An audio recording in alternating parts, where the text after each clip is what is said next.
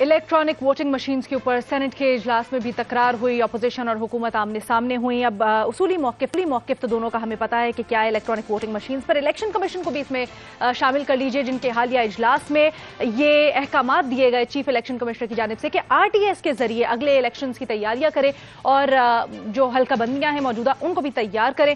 अब यहाँ पे ये भी जमा खातिर कि जनाब हुकूमत मरदमशुमारी करने का इरादा भी रखती है फॉर नेक्स्ट इलेक्शंस इस साल के आखिर तक। तो कैसे सब कुछ वर्कआउट करेगा एंड देन ऑब्वियसली ईवीएम्स। तो क्या ईवीएम के मामले पर ऑपोजिशन हुकूमत डेड होगा, हाँ या नहीं के ऑप्शन है हमारे एनालिस्ट के पास। इरशाद भट्टी साहब, सबसे पहले तो मुझे थोड़ा सा ये बताएं कि पिछले इलेक्शंस में आरटीएस के ऊपर बड़े तहफ्फुज़ात थे, अब इलेक्शन कमीशन आरटीएस से मूव ऑन कर रही है, फिर मरदमशुमारी और ईवीएम, एक बहुत बड़ी खिचड़ी है, क्या होगा? पहले तो आपको मुबारक हो, आपने एक अपने इंट्रो में बड़ा खूबसूरत जुमला बोला है कि असूली मौक़िफ़। क्या ये इस असूली मौक़िफ़ पे की सूली पे 24 करोड़ हम चढ़े हुए हैं। एक तरफ असूली मौक़िफ़ है खिदमत को इज्जत दो, चलिए सर एक तरफ असूली मौक़िफ़ है वोट को इज्जत दो। मेरे अलावा आपने हर बंदे के मौक़िफ़ को असूली समझा हुआ है। मैं जब भी कोई असूली मौक़िफ़ देता हूँ आप उसमें कीड़े निकाल लेती हैं। चलो अच्छा, अब एक मौक़िफ़ है जबरदस्त आपका मौक़िफ़ इस खिचड़ी की देग से मुतल्लिक मुझे बता दे। उसी खिचड़ी पे आ रहा हूं कि अगर मैडम शेख कोई छू मंतर ना हो जाए, कोई छू मंतर या कोई करामत ना हो जाए, कोई मौजज़ा ना हो जाए, तो वो एक अलहदा बात है। वरना अल्हम्दुलिल्लाह अल्लाह के फजलो करम से बेनज़ीर शाह साहब को मुबारकबाद देते हुए कि मुझे नहीं लगता कि ये डेडलॉक खत्म होगा। ये बेनज़ीर शाह साहब अफगानिस्तान पर कंसेंसस चाह रही थी पाकिस्तान में, यहां मशीनों पर नहीं है, कश्मीर पर नहीं है, कोरोना पे नहीं है, टड्डी दिल पे नहीं है, किसी पे भी नहीं है। ये कह रही आपसे यही जानना चाहेंगे क्या कुछ छू मंतर के इम्कानात लग रहे हैं हमारे आपको? ये दिमाग, ये जो आली ज़र्फ दिमाग, बड़े बड़े दिमाग इकट्ठे हों और दुनिया अचानक हैरान रह जाए, अफगानिस्तान का मसला हल हो जाए। अच्छा मैडम शेख, अब तो आप बात अगले नेक्स्ट लेवल पे पहुंच गई है। तू मैं नेक्स्ट लेवल पे पहुंच गई है। तू हुकूमत जो है वो अब आगे उसने एक और भी सोचना शुरू कर दिया है कि अगर ये एक बात हम लाएंगे, कानून साजी करेंगे, ईवीएम मशीनों से ये वोट इंतखाबात करवाएंगे और अगर हमें सुप्रीम कोर्ट में जाना पड़ा तो हमें क्या करना चाहिए, उस पर क्या हमारा राय वो है। अपोजिशन जो है वो भी तैयारी कर रही है और हुकूमत का आपको पता है उन्होंने कहा है कि इलेक्शन कमीशन पे तो कहा है ना कि ये तो मियाँ साहब, बड़े मियाँ साहब की घड़ी और छड़ी है छोटे मियाँ साहब की।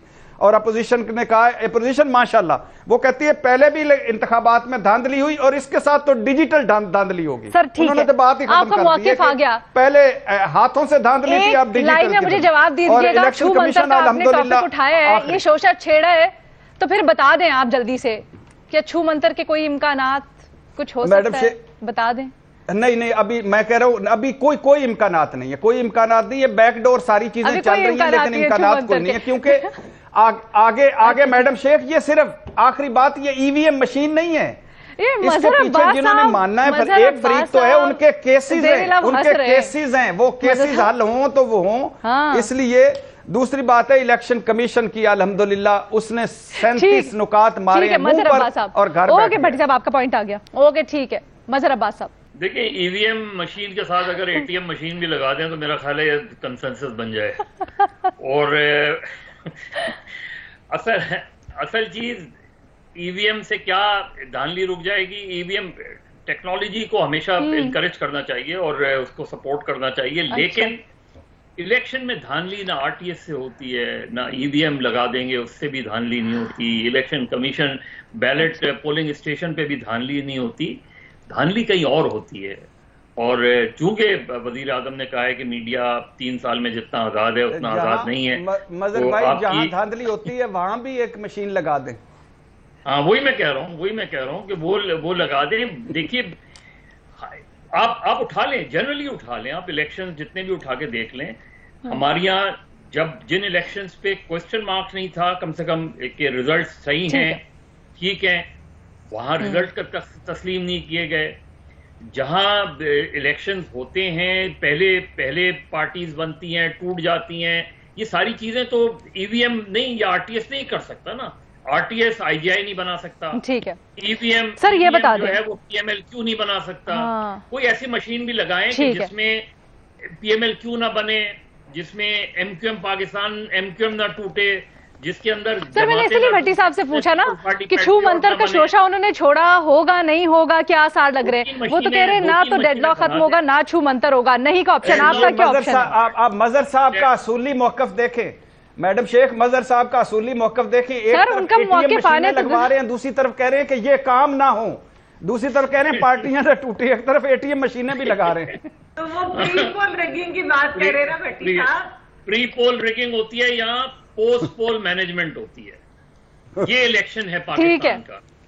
Pre poll rigging and post pole management ये होती है, बाकी कंसेंसस वगैरह नहीं बनता, इसलिए ठीक है जी, आस्तीन ने चढ़ा के। मेरे पास वक्त बड़ा कम रह गया मज़हर साहब, मैं जरा बाकी मैं चाहती हूँ मैं महमल और बेनजीर को भी शामिल गुफ्तगू करूँ। बेनजीर, जिस तरह मज़हर साहब कह रहे प्री पोल रिगिंग होती है, मुख्तलिफ तरीके होते हैं। शहरी रहमान साहिबा कह रही हैं ये जो ईवीएम है ये भी एक तरीका है प्री पोल रिगिंग का।